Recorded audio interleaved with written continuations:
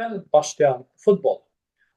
Futbol deməli yadda saxlayın ki, qədimi Çində oynanılır, Avropada oynanılır, amma qayda-qanunsuz oynanılır. Qayda-qanunla başlayıblar oynamağa futbolu 1800 1863-cü ildə başlayıblar qayda-qanunla oynamağa futbolu. Və bu qayda-qanunla başlayıblar harda oynamağa? İngiltərədə. İngiltərədə başlayıblar oynamağa futbolu 1863-cü ildə. 1857-ci ildə United Sheffield klubu yaradılıb. Və bu necə ola bilər ki, klub yaranmamışdan əvvəl yaradılıb? Çünki 57-ci ildə United Sheffield klubu yaradılıb, amma qayda-qanunsuz oynayıblar. Qayda-qanunsuz. 1855-ci ildə tarixlərdə o qədər sual düşmür, amma deyim bilin.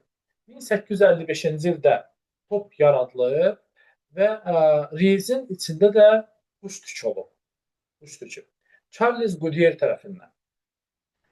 1863-də yaradılıb özü. 1800 deməli 78-ci ildə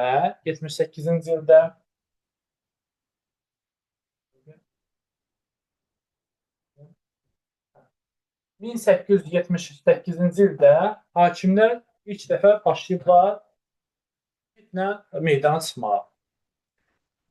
1891-ci ildə 11 metrlik penalti təyin edilib və qapıdan setkanı başlayıblar tutmağa 1891-ci ildə. 1900-cü il 1904-cü illərdə qeyri-rəsmi olaraq Olimpiya proqramında olub. Qeyri-rəsmi olaraq. Olimpiya proqramı qeyri-rəsmi olaraq olub. Amma rəsmi olaraq başlanılıb oynamağa Olimpiya proqramında 1908-ci ildə. 1908-ci ildə.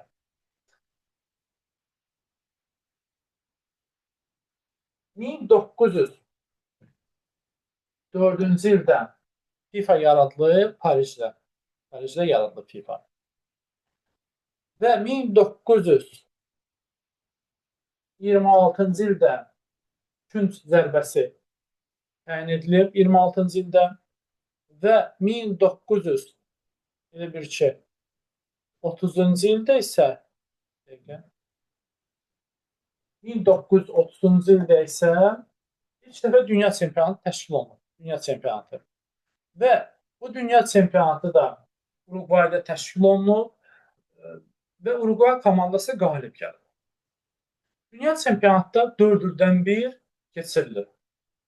Elə bir ki, birinci olub 1930, ikinci 1934, üçüncü 1938 və dördüncü isə keçirilib deməli 1950-ci ildə. Çünki niyə görə? İkinci Dünya müharibəsinə görə, o səbəbə görə təxirə salınıb. Amma say getməyib. Dayanıb, üçüncüdə dayanıb və dördüncü 1950-ci ildə keçirilib. 1950-ci ildə. 1948-ci ildə dünyanın ən böyük stadionu yaradılıb. 1948-ci ildə. Maracana stadionu. Və bu Maracana stadionu tutmayı 200 min tamaşaçısına malik edib. Elə dördüncü dünya çempionatında ən çox tamaşaçı tutumu orada olub. 1 milyondan artıq tamaşaçı tutumu olub və möhtəşəm bir yarış olub. Dünya çempionatı təşkil olunub. Bu Maracana stadionu 2014-cü ildə restavrasiya olunub və onun sayı düşüb aşağı. 78 min yarım dilində hal-hazırda. İndi dünyada ən böyük stadion 1 Maya stadionu Cənubi Koreyada yerləşir. 150 min tamaşaçı tutumuna malikdir. Ən çox dünya çempionatında qalib gələn Braziliya komandasıdır, 5 dəfə olub. Və sonuncu dünya çempionatı, sadəcə 22-ci dünya çempionatı keçirilib Qətərdə və Argentina komandası qalib gəlir. Argentina komandası. Avropa UEFA yaradılıb, UEFA 1954-cü ildə. Amma ilk dəfə Avropa çempionatı keçirilib 1960-cı ildə və SSR qalib gəlir. Əsrin matçı nə vaxt keçirilir? Baxın, ilk dəfə qayda-qanunla başlayıblar 1863-cü ildə oynamağa. Bundan 100 il sonra əsrin matçı keçirilir. Və bu da edir 1963-cü ildə. Əsrin matçı 1963-cü ildə təşkil olunur. İlk dəfə kartdan istifadə etdilər hakimlər 1970-ci ildə. 1970-ci ildə. 1988-ci ildə SSR Soyeldə keçirilən olimpiyadada qalib gəlib və bizim də orada idmançımız olub. Futbolçumuz Ponomaryov. Azərbaycanda yaranma tarixi bunun başlayır 1911-ci ildə və 1992-ci ildə bizə Azərbaycan Futbol Federasiyası yaradılır və beynəlxalqın FIFA-nın və UEFA-nın da üzvü olur 94-cü ildə. Hal-hazırda AFFA'nın prezidenti Rövşən Nəcəfdir. Rövşən Nəcəf bu dəqiqə AFFA'nın prezidentidir. Bu oldu bizdə tarixi. İndi meydançaya keçək. Meydançanın eni və uzunluğu. Meydançanın uzunluğu beynəlxalq yarışlarda 100 metrənin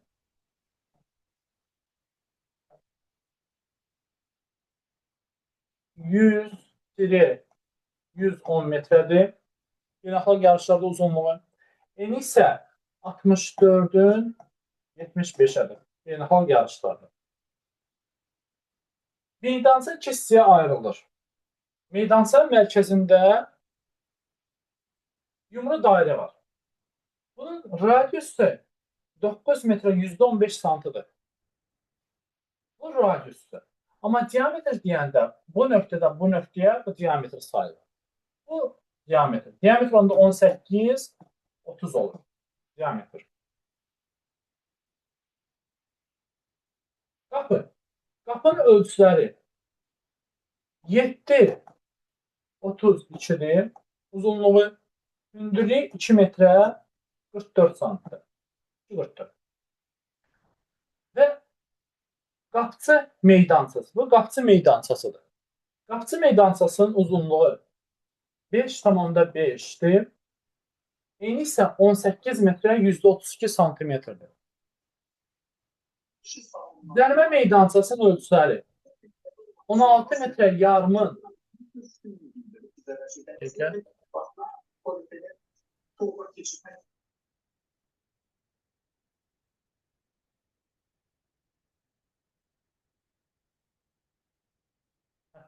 Zərbə meydançasının eni və uzunluğu. Uzunluğu 16 metrə yarımın, eni 40 metrə %32 santıdır. 40 metrə %32 santıdır. Qapı xətti. Baxın, bu qapı xəttin dirəyin eni 12 santıdır. Ona görə də qapı xətti bu da 12 santıdır. Və yan xəttlər. Yan xəttlər adətən praktikada hardasa 10-12 santı götürülür praktikada. Maksimum 12 kimi ola bilər. Amma 10 da ola bilər. Ola bilər. Bu nədir bu? Boks, yarım boks. Bunun radiusu 9 metrə %15 santim. Elə bir ki, baxın, belə bir şeydir. Radiusu 9,15 santim. 11 metrə penalti vurulan zamanı oyuncular 9 metrə 15 santim arada məsafə saxlamalıdırlar. Onun üçündür bu. Bir komandanın heyətində ümumilikdə maksimum 26 oyuncusu ola bilər. 26 oyuncusu ola bilər. Bu 26 oyuncusunun 11-i əsaslı, 15-i maksimum 15-i ehtiyatlı.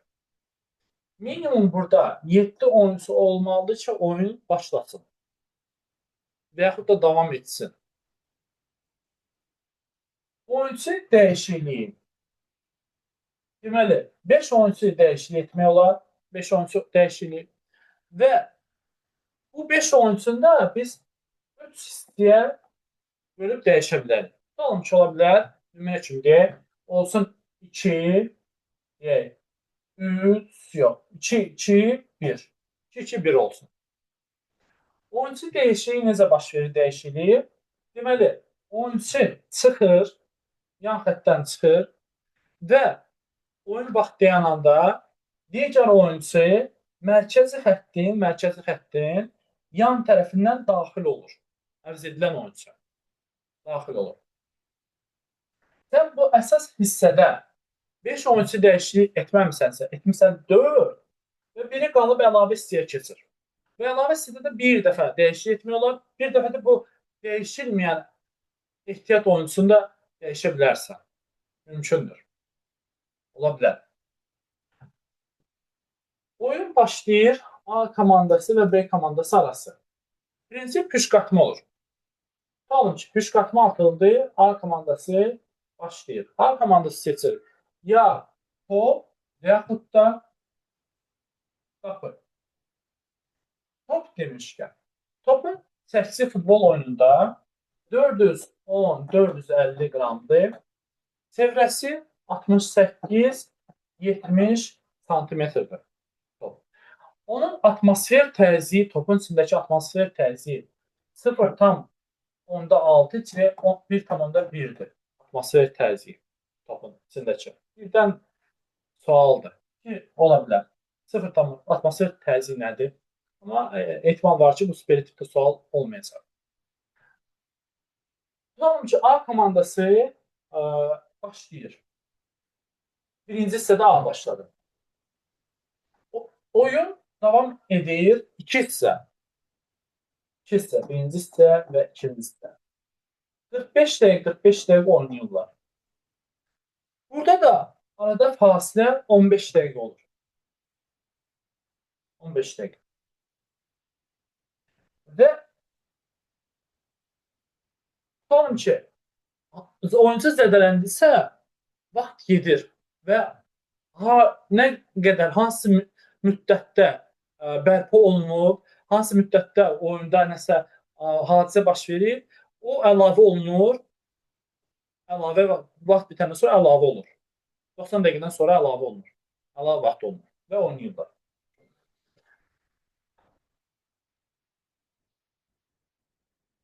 Oyun necə başlanır? Deməli, oyun başlayanda oyuncular hərəsi öz sahəsində dururlar. Tutalım ki, burada B komandanın oyuncularıdır. B komandanın oyuncuları. Burada isə A komandanın oyuncularıdır. A komandanın oyuncuları. A oyunu başlayır. A oyunu başlayırsa, onda necə olur? Top qoyulur mərkəzə, bu xəttə. Baxın, bu xəttlə bağlı imtahanda 3 il, 4 il buna bağlı sual düşmüşdür ki, hansı idman növüdür ki, mərkəzdə yumru dairə var. Balaca bir nöqtə var, belə deyək, nöqtə var. Var futbolda və futzalda. Və nöqtəyə qoyulur top. Və oyuncular hərəsi öz sahəsində olurlar. B komandası 9,15 sant arada məsafə saxlayır. Əgər bu 9,15 sant məsafəni saxlamadısa, onda bu oyuncuya xəbərdarlıq edilir və təkrar vurulur. Hakim işarəsindən, fitindən sonra A komandası oyunu başlayır. Topa toxundusa, top başlayır hərəkətdə olmağa, deməli oyunda sayılır top. Oyunda sayılır. A komandası istənilən yerə topu ötürə bilər. Önə də, arxaya da ötürə bilər. Oyun başlayanda, yadda saxlayın ki bunu, birbaşa rəqibin qapısına qol vuruldusa, gol sayılır. Və qol vurulandan sonra həmişə A komandası qol vurdusa, B komandası gəlir oyunu mərkəzdən başlayır. B komandası mərkəzdən başlayır. Bütün hallarda B komandasının qapısından qol vuruldusa, deməli B gəlir mərkəzdə oyunu başlayır. Əgər A komandası öz qapısından qol vursa, onda bu qol sayılmır. Və kün zərbəsi ilə B komandası başlayır. Kün zərbəsi ilə.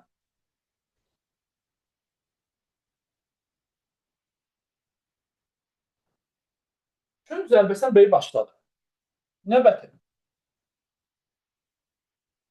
Burada var deməli kün zərbəsi. Kün zərbəsi nə vaxt təyin edilir futbol oyununda? Futbol oyununda əgər hücum edən komandadan top qapı xəttindən çıxsa, onda qapıçı oyunu başlayır. Hücum edən komandadan çıxsa, qapı xəttindən, onda qapıdan başlayır qapıçı. Əgər müdafiə olunan komandada tutalım ki, A komandasıdır burada. A komandasının meydanıdır da, komandasının qapısıdır. A komandasından top çıxdı, müdafiə olunan komandadan çıxdı qapı xəttindən, onda B komandası kün zərbəsi ilə başlayacaq oyuna. B komandası kün zərbəsi ilə başlayır oyuna. Kün zərbəsi başlayır B komandası. Və B komandası kün zərbəsindən başlayanda 9,15 sm məsafə saxlanılır. Rəqib komanda, A komandası 9,15 metr məsafə saxlayır.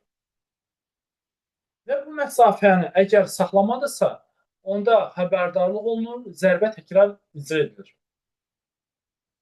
Və kün zərbəsindən birbaşa qapıya qol vurulsa, qol sayılır. Kimə toxunmamışdan olsa sayılır. Əgər bu oyuncu 2 dəfə gəldi, həmin oyuncu 2 dəfə dalbadal toxundursa, onda sərbəst zərbə təyin edilir. Digər komanda sərbəst zərbə ilə oyunu başlayır. 2 dəfə dalbadal topa toxunmaq olmaz. Kimsə toxunmalıdır, sonra sən toxunmalısan.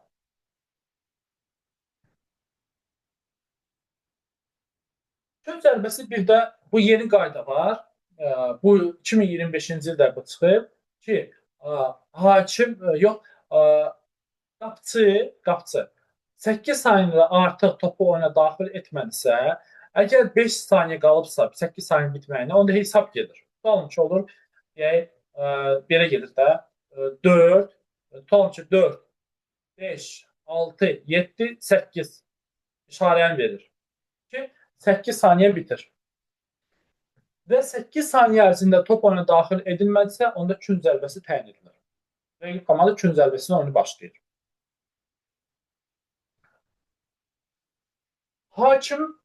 Hakimə burada ancaq kim yaxınlaşa müraciət edə bilər? Kapitan yadda saxlayın. Bu da yeni qaydadır. Kapitan müraciət edə bilər hakimə. Yalnız kapitan. Bu yeni qaydaya əsasən. Kapitan indi müraciət edə bilər hakimə.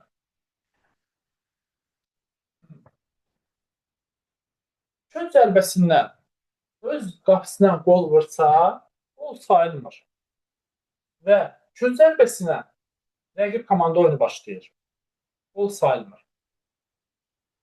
Var sərbəst zərbə. Sərbəst zərbə o vaxt olur ki, kontaktsız qayda pozuntusudur. Deyək, kontaktsız oyunçu ləngidir, hansısa bir oyunçuya hansısa jest göstərir, kontaktsız, hakimə qulaq asmır, onda nə olur? Sərbəst zərbə. Sərbəst zərbədə harfi qayda pozuntusu baş veribsə, onda birbaşa qapıya qol vurulsa, qol sayılmır. Və sərbəst zərbə vurulan zamanda hakim işarəni göstərməlidir və əlini yuxarı qaldırmalıdır, işarəni göstərməlidir. Əgər bu işarəni hakim göstərməmiş vuruldusa, bu qeydə alınmır və zərbə təkrar edilir. Hətta bunu saxlayın. Sərbəst zərbədə birbaşa qapıya qol vurulsa, qol qeydə alınmır. Qapı zərbəsi ilə qapıçı oyunu başlayır. Və sərbəst zərbədə də həmçinin əgər öz qapısına qol vursa, qol sayılmır. Mütləq onda gün zərbəsi təyin edilir. Yadda saxlayın, bütün hallarda cərmədə, sərbəstdə, əgər öz qapısına qol vurursa, qol sayılmır və rəqib komanda başlayır gün zərbəsinin oyunu başlamağa. Güncdən başlayır. Cərimə zərbəsi. Cərimə zərbəsi nədir? Cərimə zərbəsi kontaktlıdır. Tamam ki, topu əlinə götürdü, gəldi kontaktdan gəldi əlinə vurdu oyunçunun. Kontakt varsa, bu cərimə zərbəsidir. Cərimə zərbəsi də harda qayıdıb pozuntusu baş verirsə, orada cərimə zərbəsi təyin edilir. Və tutalım ki, bax, burada cərimə zərbəsi təyin edilir. Onda cərimə zərbəsi təyin edilən zaman bu nüansa diqqətlə qulaq asın. Rəqib A komandası cərimə zərbəsini vurur. Və B komandası 9,15 sm məsafə saxlamalıdır topdan. Və B komandası isə canlı sədd qurur. Minimum 3 səfər. Canlı sədd. 1, 2, 3. Və bu canlı sədddən də A komandasının oyuncuları minimum 1 metr məsafə saxlamalıdır. A komandanın oyuncusu. Ya desək ki, belə bir sual düşə bilər ki, hansı halda minimum məsafə saxlanır futbol oyunda? Canlı sədddə 1 metrə. Ondan sonra isə outda olur 2 metrə. Canlı sədddən rəqib komanda 1 metrə arada məsafə saxlamalıdır. Cərimə zərbəsindən birbaşa qapıya qol vurulsa, qol qeydə alınır. Qeydə alınır. Amma öz qapısına qol vursa, qol qeydə alınmır. Olmur. Icazə yoxdur. Top out'a çıxdı. Baxın, top out'a çıxdı. Top out'a çıxdı və top necə oyuna daxil edilir? Rəqib komanda başın arxasından, xəttin arxasından, başın arxasından topu oyuna daxil edir. Və digər komanda, oyunun rəqib komanda 2 metrə topdan arada məsafə saxlamalıdır. Əgər bu 2 metrə məsafəni saxlamadısa, zərbə təkrar edilir. Outdan zərbə təkrar atılır meydana. Və oyuncu xəbərdarlıq alır. Xəbərdarlıq, sarı kart alır. Outdan birbaşa qapıya qol vurulsa, qol sayılmır. Kiməsə toxunub keçməlidir. Və əgər öz qapısına qol vursa, burada da qol qeydə alınmır. Çünki öz qapısına qol vurmağa icazə yoxdur. Gün zərbəsi təyin edilir onda. Outdan birbaşa qapıya qol vurulsa, qapıcı oyunu başlayır qapıcı. Oyun başlayır qapıcı.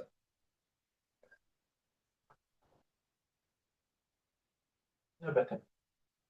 Mübahisəli top. Mübahisəli top nədir? Mübahisəli top budur ki, tutalım ki, top qüsurlu halına düşdü.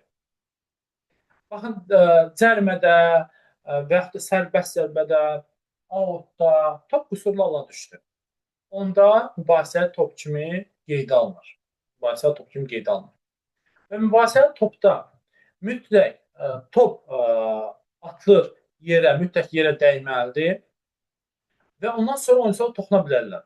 Əgər yerə dəyməmişdən əvvəl oyuncu toxunsa, təkrar atılır.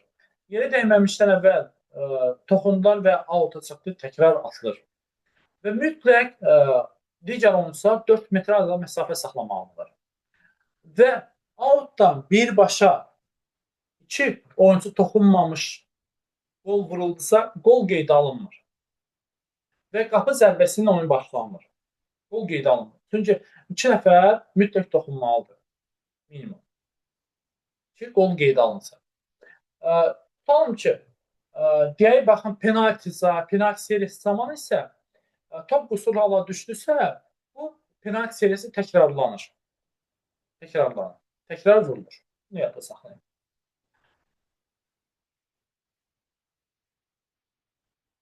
Kartlar necə verilir? Burada sarı kartdır. Birinci sarı kartdır. Sarı kart. Xəbərdarlıq. İkinci sarı kart verilsə, avtomatik qırmızı kart göstərilir. Qırmızı kart. Və oyuncu oyundan xaric edilir.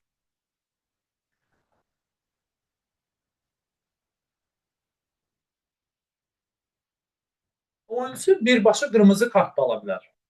Tutalım ki, oyuncu oyuncunun üzərinə tüpürdü. Qırmızı kart verilir. Aqressiv hərəkətə görə qırmızı kart. Gəldi, vurdu, elədi. Birbaşa qırmızı kart da göstərilə bilər. Amma 2 sarı kart aldısa, avtomatik qırmızı kart göstərilir. Oyunda minimum 7 oyunçu olmalı ki, oyun davam etsin. 6 oyunçu oldusa, məğlubiyyətdir, texniki məğlubiyyətdir. Komanda 5 qırmızı kart aldısa, tutalım ki, 5 qırmızı kart, biri tutalım ki, Samir müəllim aldı, birin Sevda xanım, birin Ceyran xanım, birin Aytəkin xanım, birin də Ziyəddin müəllim. Bu komandada 5 qırmızı kart varsa, onlar qırmızı kart aldı, diskvalifikasiya edildisə, neçə oyuncu qalır ortada? 6 oyuncu qalır. Çünki dedik ki, 7 oyuncu olmalı ki, oyun davam etsin. Çünki 6 oyuncu qaldısa, vəssalam, texniki məğlubiyyətdir. 5 qırmızı kart aldısa, komanda texniki məğlubiyyət verilir. Bu oyunda qalibə, məğluba heçsə neçə xal verirlər? Qalibə verirlər 3 xal, məğluba verirlər 0 xal, heçəyə verirlər 1 xal. 1 xal. Oyunun əsas hissəsi heçsə bitsə, onda əlavə hissə oynanılır. Və əlavə hissədə də deməli 2 dəfə 15 dəqiqə 15 dəqiqə oynanılır. Və su fasiləsi 1 dəqiqəlik ola bilər. Əlavə hissə oynanılanda da püşk atma atılır. A komandası başlasın, yoxsa B komandası. Əgər yenə burada hissə bitsə, onda yenə seri penalti təyin olunur. Seri penalti təyin olunur. Və seri penalti zamanında yenə püşk atma atılır, qapılar seçilir və kim birinci vuracaq, yenə püşk atma atılır. Beləliklə, seri penalti təyin edilsə, əlavə hissə təyin edilsə, 4 dəfə püşk atma atılır. 4 dəfə. Və seri penaltisini 5 nəfər vurmalı. 5 nəfər vurmalı seri penaltisini. 5 nəfər.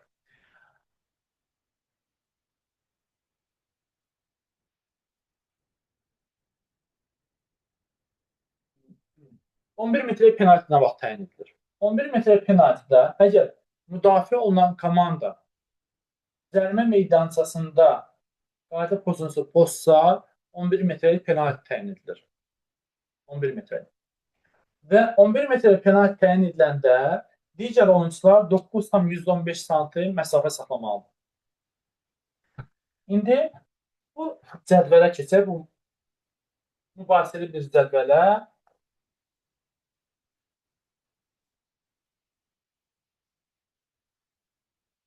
Deməli, 11 metrlik vurulan zamanı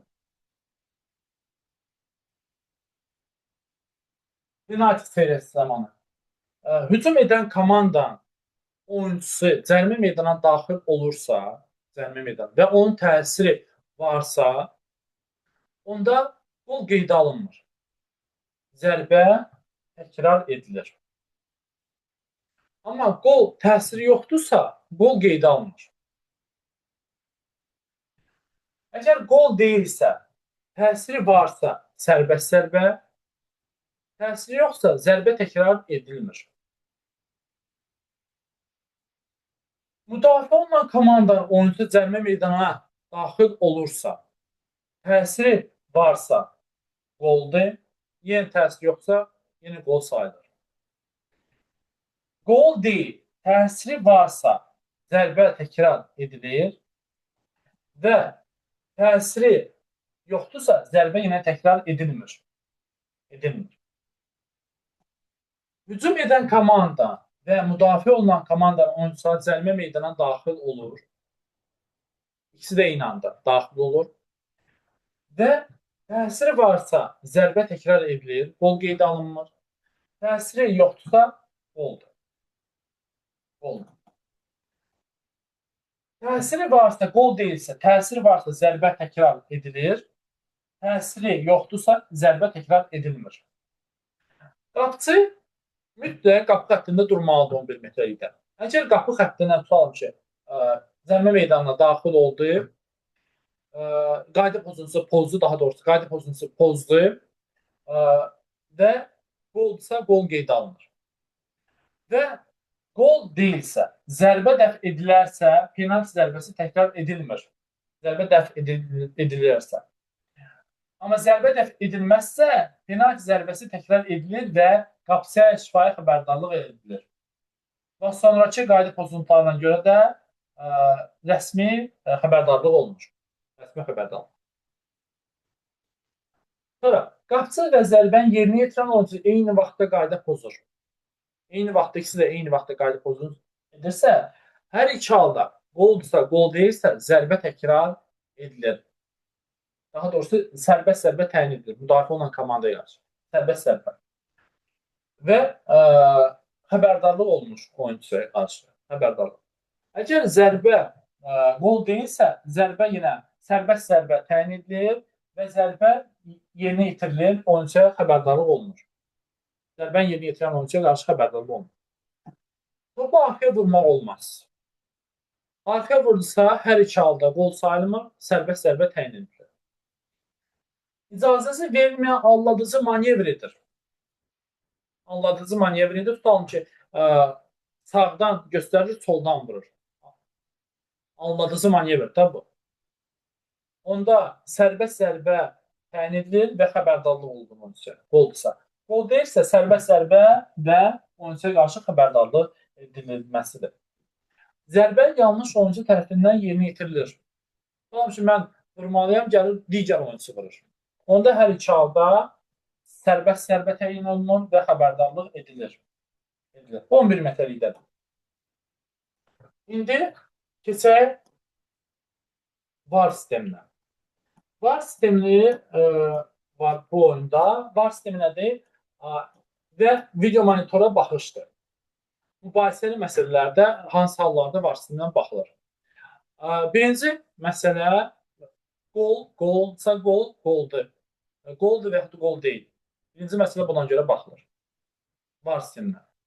VAR sistemində VAR hakimi, VAR hakimi, köməkçi hakimi var, bir də operator hakimi VAR sistemində var.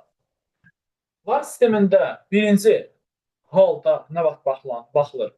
Qoldur, qol deyil 1, penalti zərbəsi 2, sonra üçüncü qırmızı karta görə bir də yanlış oyuncu oyunda uzaqlaşdıqda. Bu 4 halda VAR sisteminə baxılır.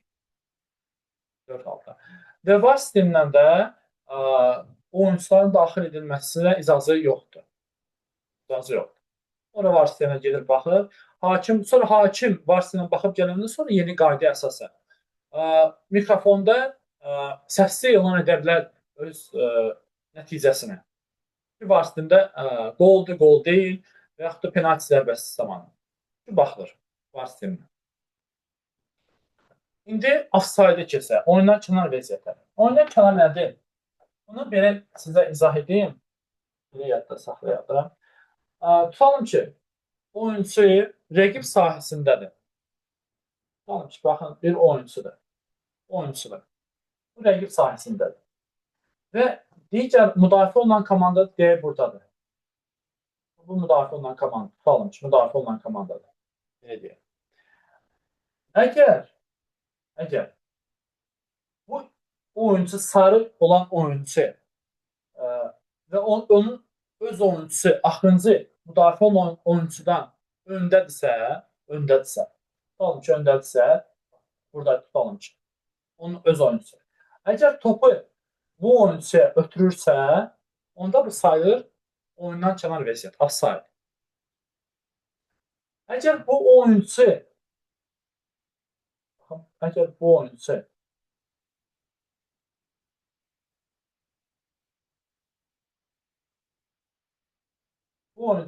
buradadır və burada topu ötürürsə öz oyuncusuna, onda bu offside sayılmır.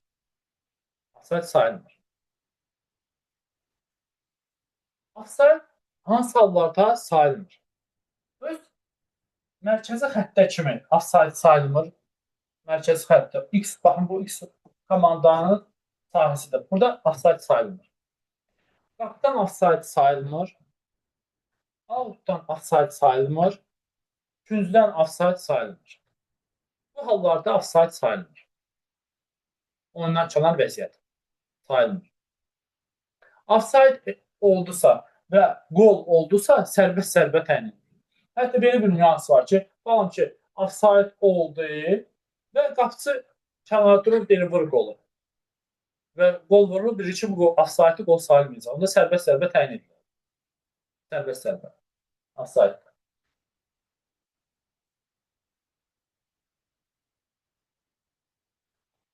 Qapıçı nə vaxt topu əlinə götürə bilər? Əgər rəqib komandadan top gəldisə, onu da əlinə götürə bilər.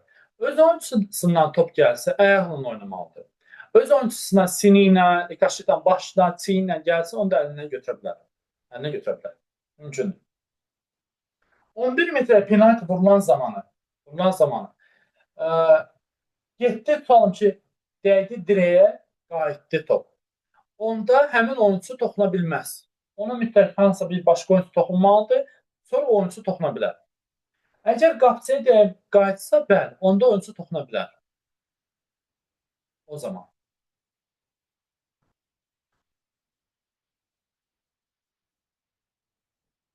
Burada belə bir indi məsələyə keçək.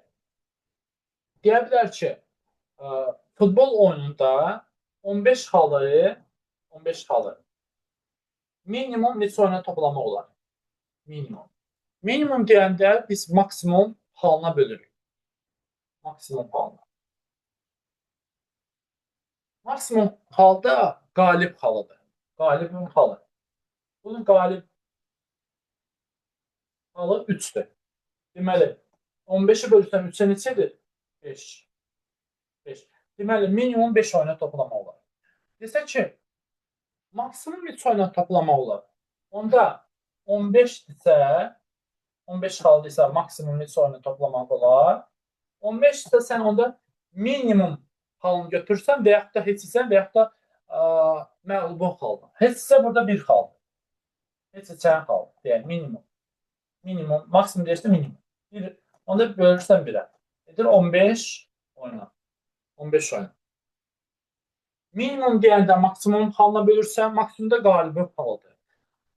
Maksimum deyəndə minimum halına bölürsən, ya heçsə və yaxud da məğlubu halına.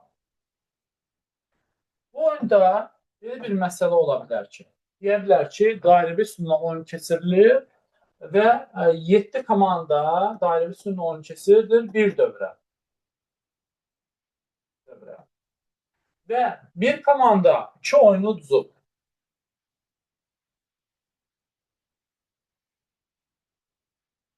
Və bir oyun heçsə edib.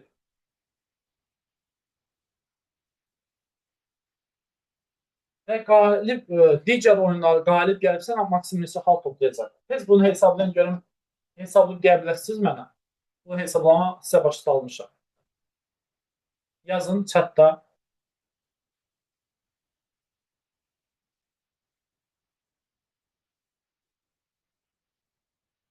Müəllimlər.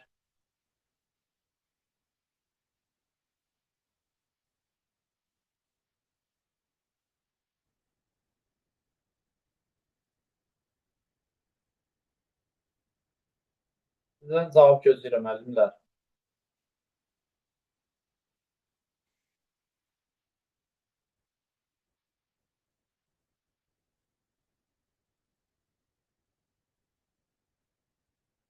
On, 13, 13, 13. Baxın, deyirəm bir daha. 7 komanda bir dövrə oynayır. Bir komanda 2 oyunu uduzub, bir oyun heçsə edib. Qalan oyunu qalib gəlsə, maksimum neçə xal toplayacaq.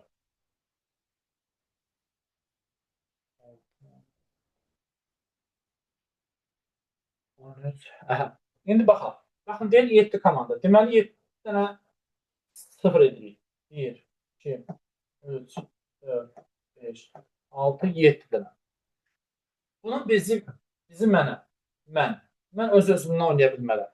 Onda neçə komanda onu oynayacaq? Onda mən oynayacağım 6 komanda ilə. O 6 görüşdən 2 görüş uduzmuşam. X. Bir oyun heç etmişəm. Heç. Deməli, neçə oyun qalib gəlmişəm? Qalib gəlmişəm mən burada 3 oyun. 3 hal burada, 3 hal burada, 3 hal burada. 1 hal burada, 0 hal burada, 0 hal burada. Bərabərdir.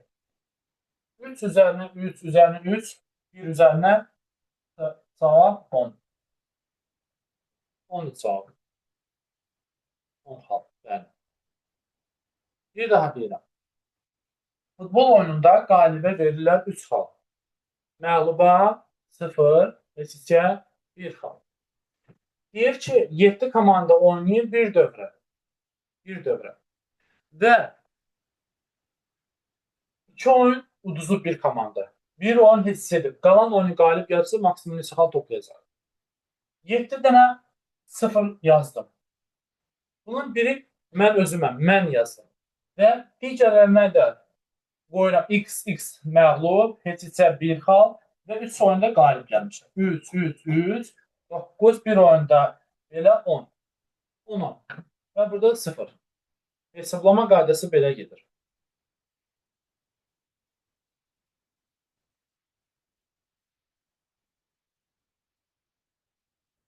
Olimpiya indi sistemində uduzan çıxış sistemi adlanır.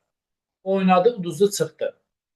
2026-cı ildə bu il sadəcə 23-cü dünya çempionatı təşkil olunacaq. Və harada təşkil olunacaq? Şimali Amerikada, 3 ölkədə. 48 komanda iştirak edəcək. 48.